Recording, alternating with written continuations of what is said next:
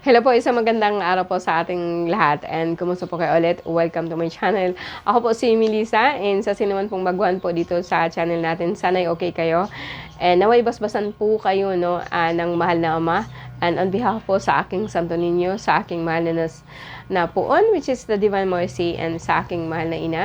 And of course, nakasentro po sa atin ng ating mahal na Ama, na siya pong may gawa po ng lahat, makita at saka hindi makita. So I declare the four names of God, which is Yod, He, Vav, He, declaring His love, His protection to cover all of us. Sana po, as I said, sana po okay po tayong lahat. Despite pa po sa mga problema, mga kahit na ano po, mga sakuna po dumarating po sa atin. Anyway, malapit na po ang Pasko and maligayang Pasko po sa inyo. And parating na rin po yung 2025 po natin na I'm expecting po na talaga pong malaking pagbabago po sa buhay po natin. Anyway, today, ang pag-uusapan po natin is yung upgraded ko na tinatawag po natin na healing oil. So kung nandito kayo 4 years ago, which is, meron po akong nilabas po na healing oil. And meron po akong part 2, part 3, and I think upgraded po siya. But now, before ay talaga pong ipinagbabawal ko po dyan yung hospital. Hindi siya pwedeng ipasok kapag may lamay, and kuminsan, pero sa sementeryo, okay lang po siya kasi wala na po. Ang pinakamahigpit po talaga dyan is like noon, is like yung kapag mawalan po or nandyan po kayo sa vicinity kung saan meron pong mawalan po ng buhay. Talaga pong mahihila po yan. But then, luckily, sa ngayon, as I said, sa mga last kong mga vlog is meron na po akong sinukuan. So, sa ngayon, masabi po ako na meron na po talaga akong pinakamalakas na panangga, which is ang sinukuang puti.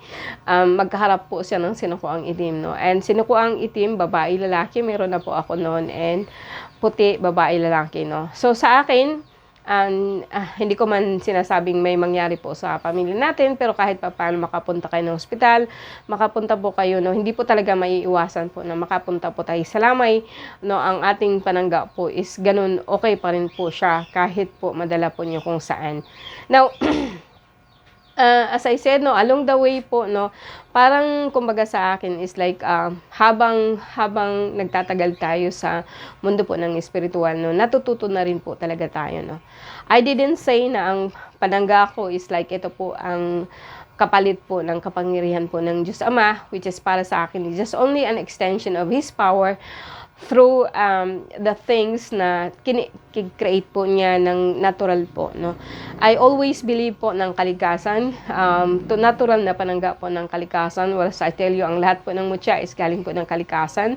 Ang lahat po ng lakas po natin ay, because I'm studying the Kabbalah, or tinatawag po natin the tree of knowledge, which is para sa akin is like magsimbolos po siya ng punong kahoy. And siguro makikita or napapansin po ninyo na masyado po akong mahilig po sa sinukuan.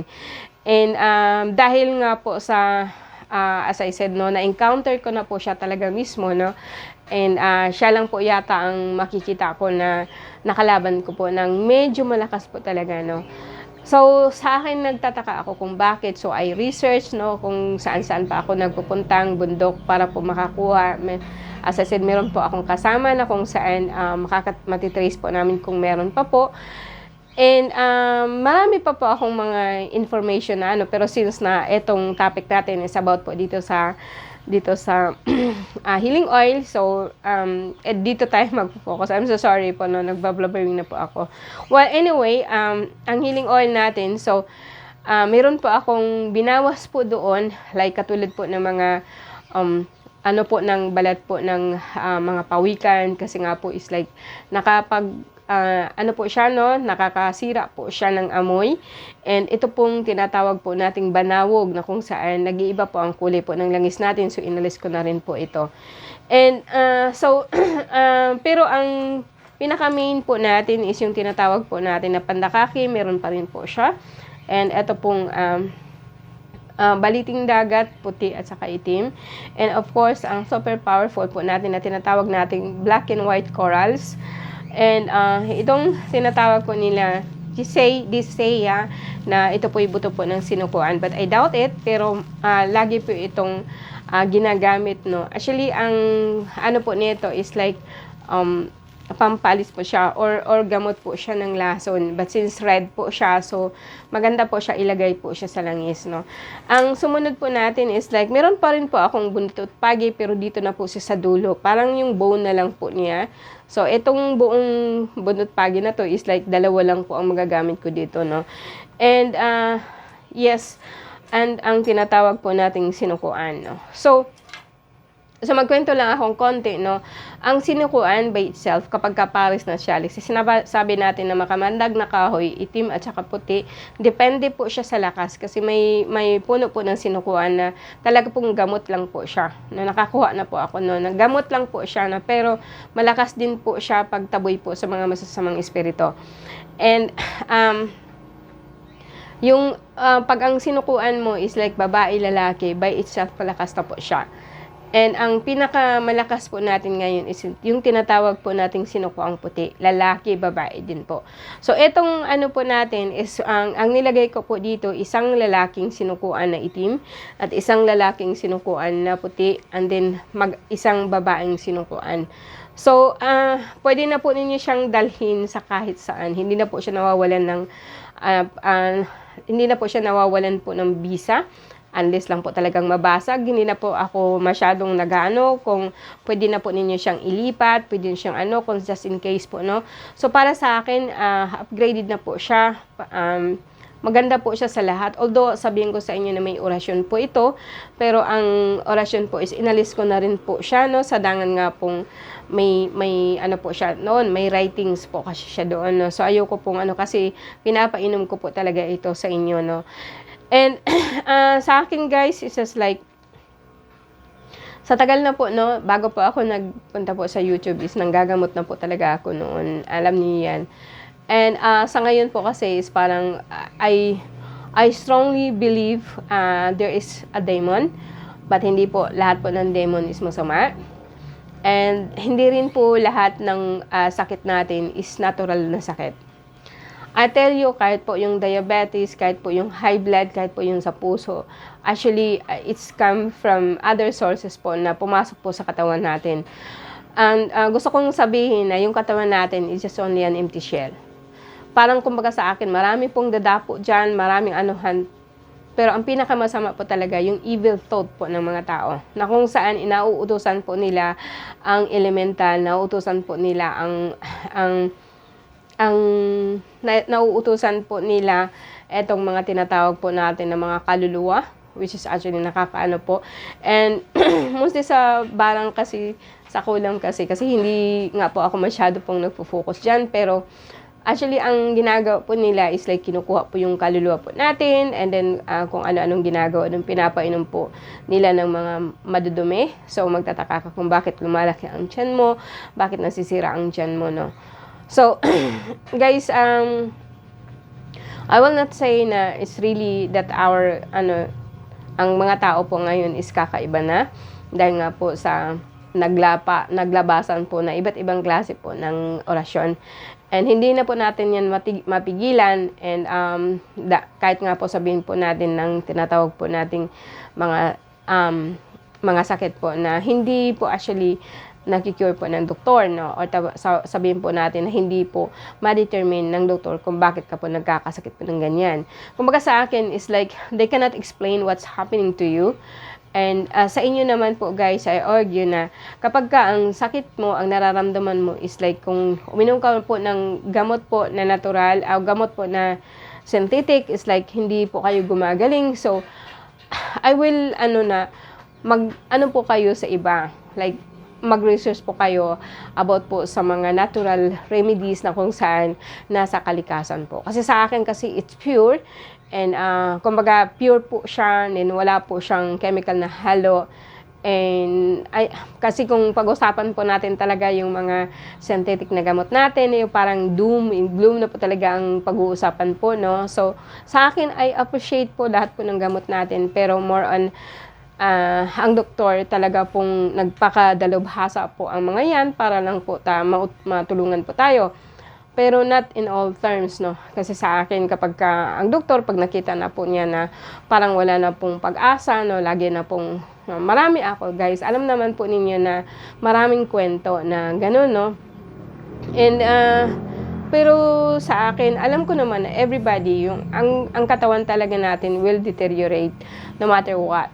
Pero sa akin, I think positive thinking and alignment to the energy of God and yung lakas ng paniniwala mo na gagaling ka sa pamamagitan po ng kapangyarihan niya through kalikasan, I will say na you have 100% chance.